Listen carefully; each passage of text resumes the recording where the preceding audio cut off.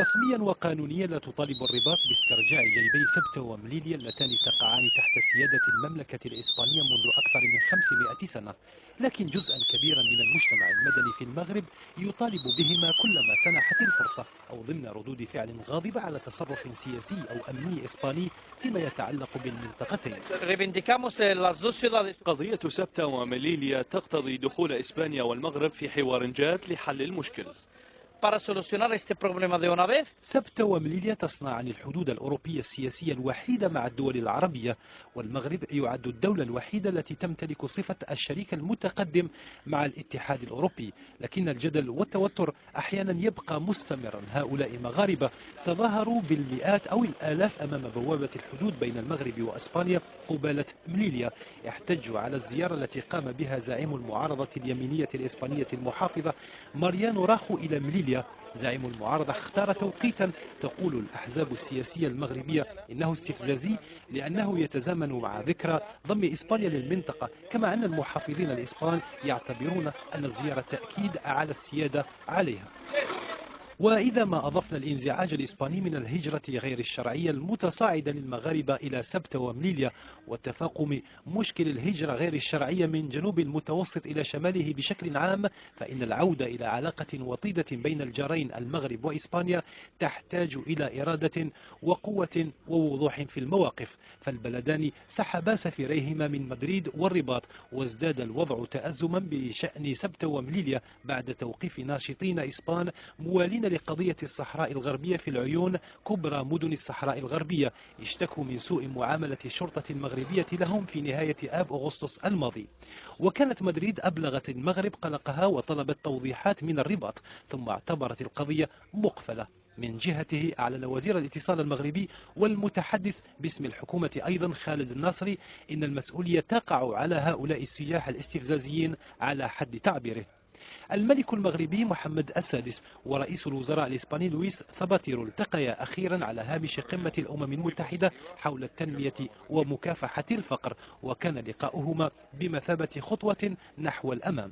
لقاء الزعيمين لم يدم أكثر من نصف ساعة، لم تعقبه تصريحات من جانب العاهل المغربي، لكنه يعتبر خطوة مهمة باتجاه الانفراج، خصوصا وأن إسبانيا هي طرف مهم في موضوع الصحراء الغربية التي تعد الملف المحوري بالنسبة للدبلوماسية المغربية على أمد طويل.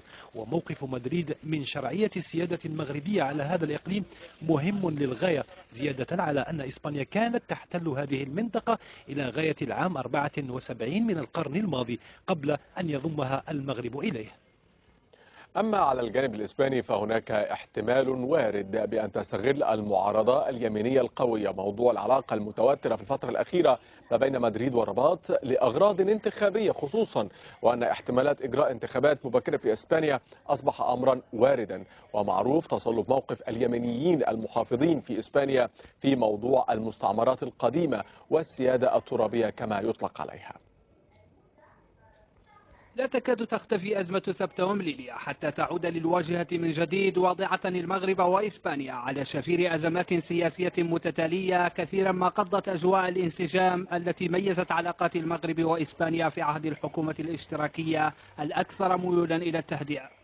ورغم تصريحات المسؤولين والزيارات المتبادلة والتأكيد على المشترك بين البلدين، فإن قضية سبتة ومليليا لا تزال تشكل شوكة في خاصرة العلاقات المستديمة بين المملكة المغربية وإسبانيا. أتوقع أن يتسلم سفير مغربي جديد في مدريد مهامه بعد فترة وجيزة.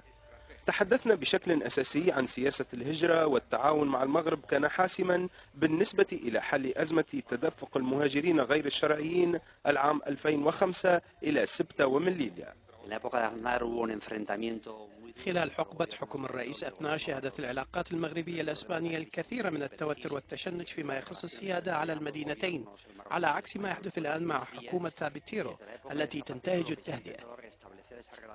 دخول الأحزاب اليمينية على الخط في قضية سبتة ومليليا عبر زيارة رئيس الوزراء الأسبق خوسيه ماريا أزنار ورئيس الحزب الشعبي المعارض ماريانو راخوي، ترى فيه بعض الأحزاب المغربية عملية تبادل أدوار بين الحكومة والمعارضة بهدف التذكير والتأكيد على سيادة إسبانيا على المدينتين. المشكلة تكمن في أن الأحزاب السياسية الإسبانية حولت قضيتي قضية سبتة ومليليا إلى قضية نزاع سياسي وقضية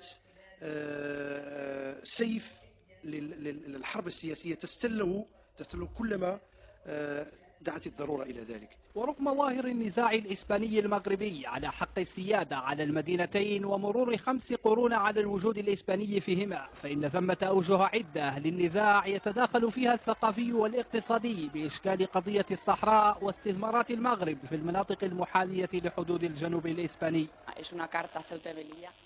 أعتقد أن سبتة ومليليا هي ورقة ضغط مغربية على الحكومة الأسبانية، وبالتلويح بهذه الورقة استطاع المغرب أن يرغم أسبانيا على دعم مقترح الاستفتاء. ومع الصعود المتنامي لأحزاب اليمين الإسبانية، يخشى كثيرون من ازدياد حدة التوتر بين المغرب وإسبانيا وسط ترجيح